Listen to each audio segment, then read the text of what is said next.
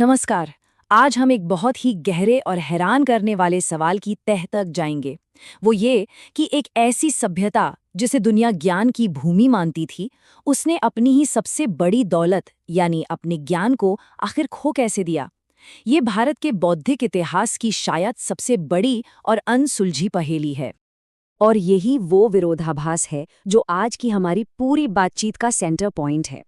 सोचिए जरा, एक तरफ याद रखने की इतनी कमाल की क्षमता कि पूरी दुनिया हैरान हो जाए, और दूसरी तरफ उसी ज्ञान को लिखकर बचाने में एक ऐसी चूक जिसके नतीजे बहुत ही गहरे साबित हुए।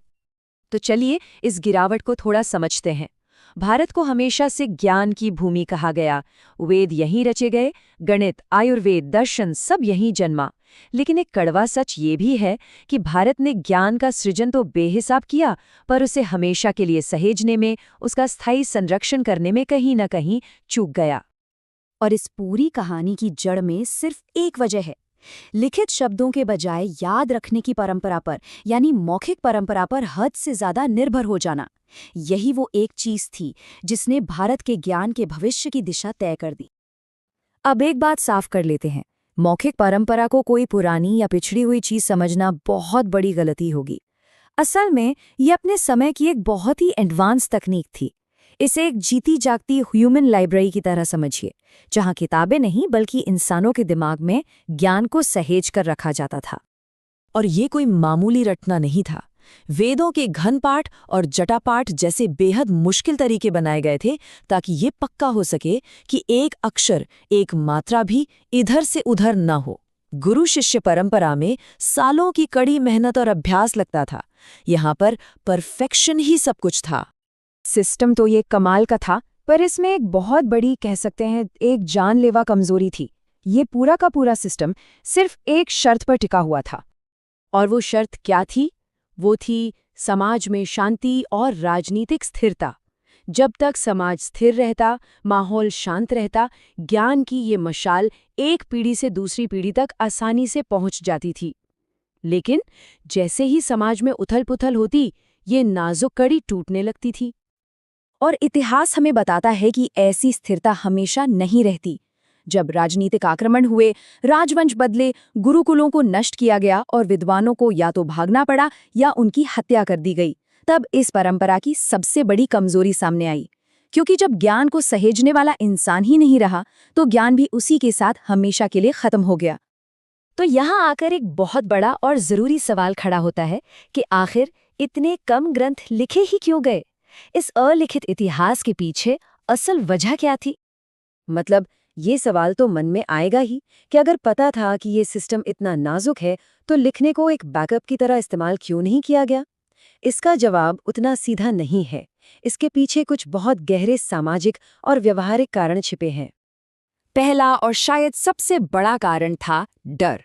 देखिए, उस समय भारत में ज्ञान के जो केंद्र थे, जैसे गुरुकुल या आश्रम, उन्हें सरकार या राजा का सीधा संरक्षण नहीं मिलता था। वो मंदिरों या निजी दान पर चलते थे।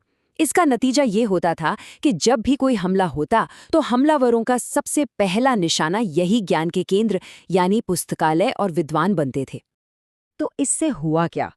एक बिल्कुल उल्टी सोच पैदा हुई कि ज्ञान को कागज पर लिखने से कई ज्यादा सुरक्षित उसे अपने दिमाग में छिपाकर रखना है, क्योंकि लिखे हुए ग्रंथ तो एक बोझ थे जिन्हें कोई भी जला सकता था, नष्ट कर सकता था। लेकिन दिमाग में छिपा ज्ञान, वो तो अदृश्य था, सुरक्षित था। दूसरा बड़ा कारण था वो चीजें जिन पर लिखा जाता था, यानी राइटिंग मटेरियल्स। भारत में ताड़पत्र और भोजपत्र का इस्तेमाल होता था।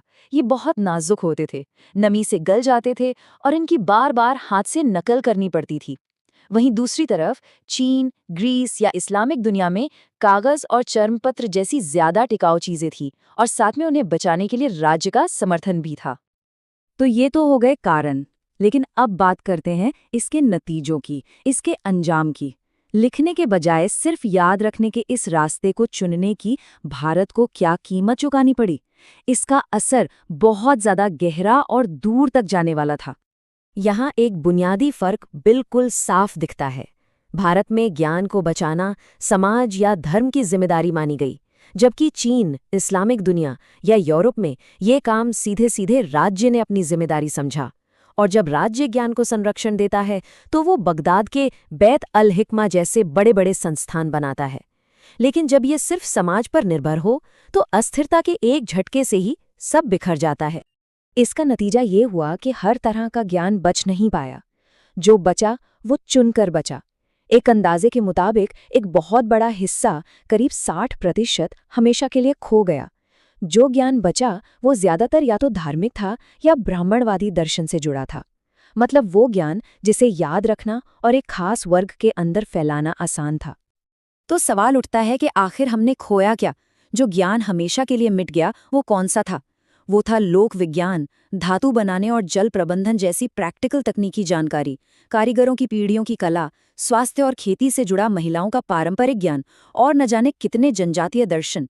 ये सब इतिहास के अंधेरे में कहीं खो गए क्योंकि इन्हें कभी सहेजकर लिखा ही नहीं गया। और फिर इस नुकसान पर एक और चोट लगी औपनिवेशिक काल में।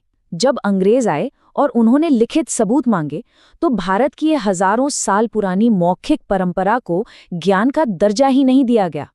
और यहीं से ये झूठी कहानी गढ़ी गई कि भारत के पास अपना कोई मौलिक या वैज्ञानिक ज्ञान था ही नहीं।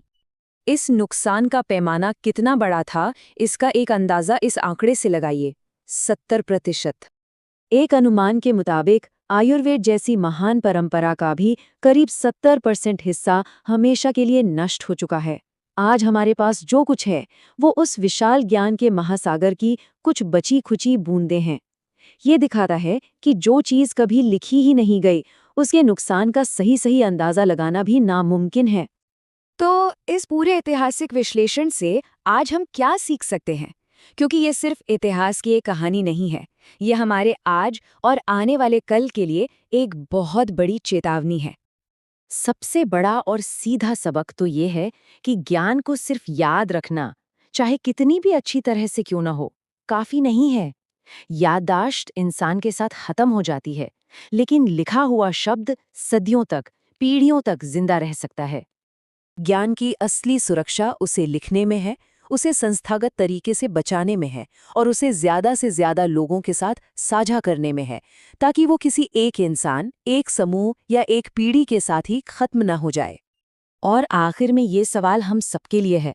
आज हम डिजिटल युग में जी रहे हैं, जहां हर पल जानकारी पैदा हो रही है। लेकिन अगर इस डिजिटल ज्ञान को भी सही ढंग से सहेजा नहीं गया, व्यवस्थित नहीं किया गया, तो क्या ये मुमकिन नहीं कि इतिहास खुद को एक नए तरीके से फिर दोहराएगा?